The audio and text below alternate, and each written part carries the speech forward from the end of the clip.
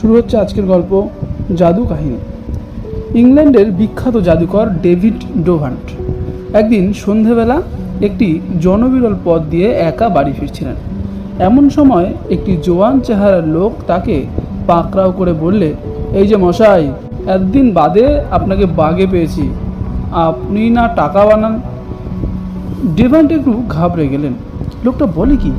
একটু সামলে নিয়ে বললেন, মাফ করবেন, আপনি বোধহয় ভুল করছেন। লোকটি বললে, মোটেই ভুল করিনি, আমার এই টুপিটি শিলিং দিয়ে ভরে দিয়ে যাবেন, তার আগে আপনাকে ছাড়ছি না। বলে মাথা থেকে টুপিটি নামিয়ে চিৎ করে ধরলে ডেভান্টের সামনে।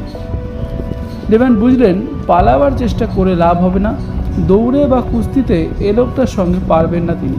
কালো সন্ধ্যা, পথ নির্জন, চেঁচিয়ে ডাকলেও সাড়া দেওয়ার লোক নেই কাছাকাছি, সুতরাং লোকটিকে চটানো চলবে না।